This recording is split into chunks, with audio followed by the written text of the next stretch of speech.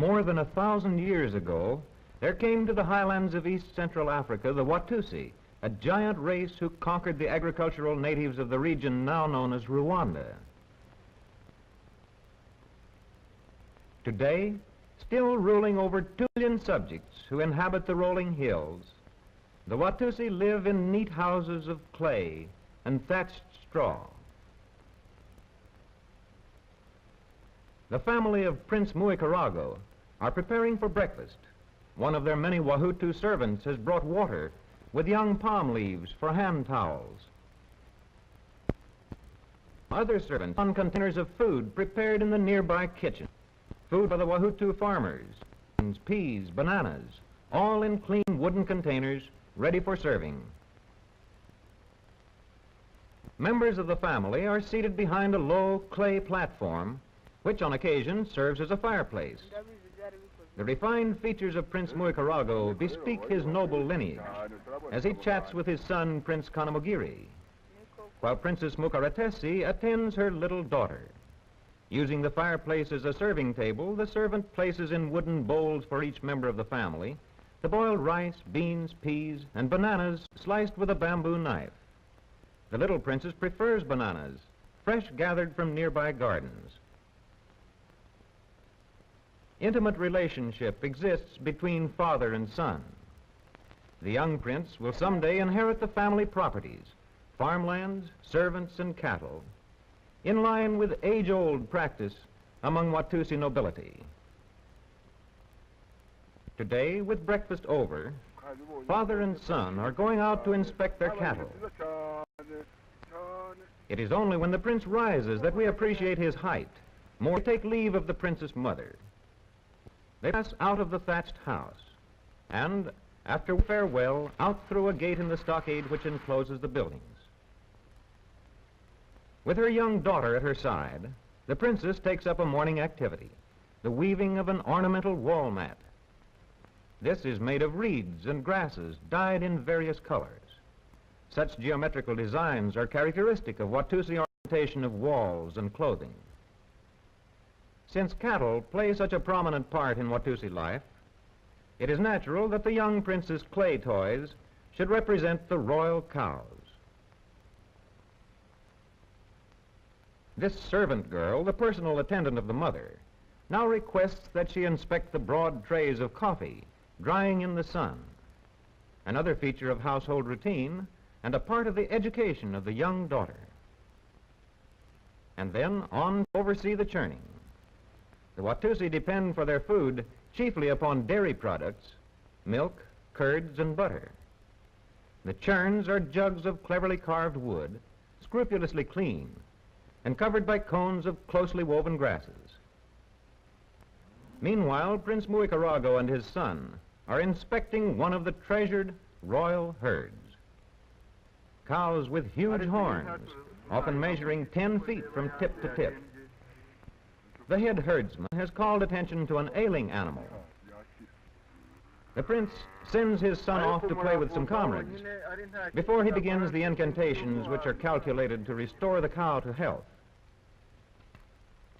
In company with other lads of the nobility, Prince Kanamugiri plays the game of Igoroso, much like backgammon, more familiar to us. This game is played only by members of the nobility.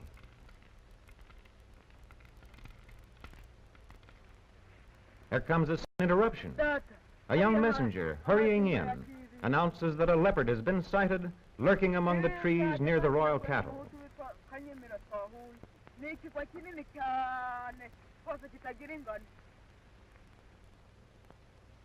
The father must be warned at once.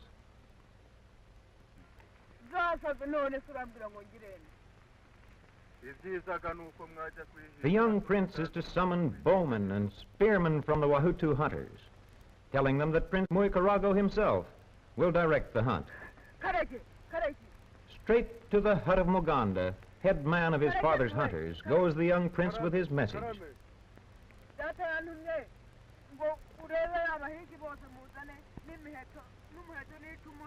We are Yakamamara! Yamagana is below!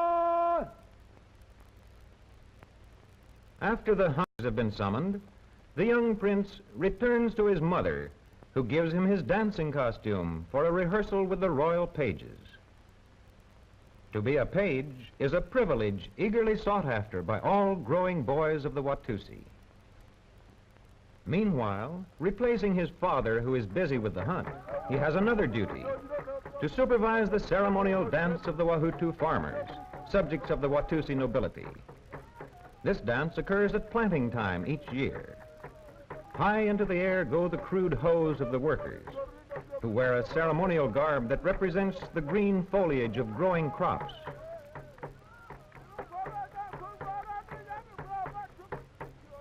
This is an occasion of fun to all concerned.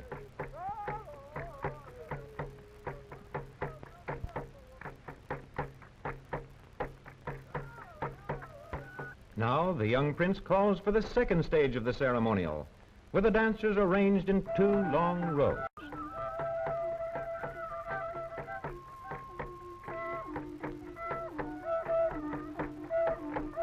With the added duty of supervising the Ho Men's dance, Prince Kanamogiri is late for his part in the dance of the king's pages.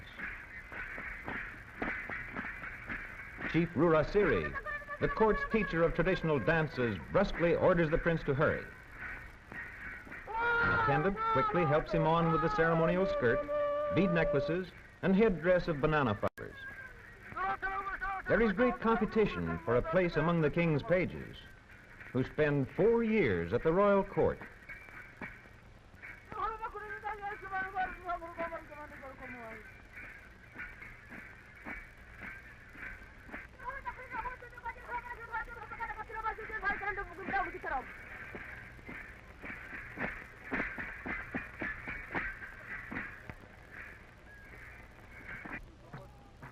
The Wahutu servants, having finished their dancing, now wait while their comrades bring on a hollowed log vessel and jars of fermented honey and milk for the drinking that will end the festivities. In his father's absence, the young prince must supervise this also, a duty for which the dancing master excuses him. The Wahutu have their own type of drinking straws, large hollow reeds which have been set all about the vessel of milk and honey. The young prince gives the signal.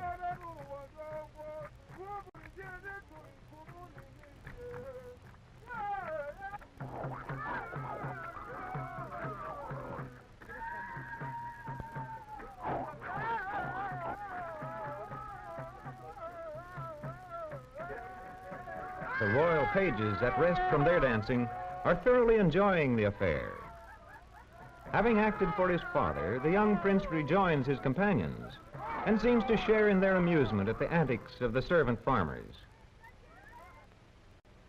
A little later, as he sets off for home, the chant of the returning leopard hunters comes to him from the distance.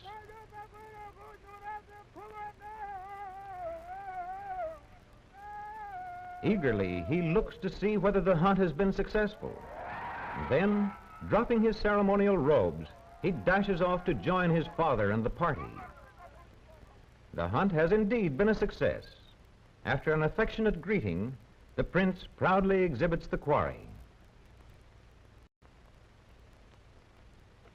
With delight, the young prince examines the dead leopard, no longer a menace to the precious herds.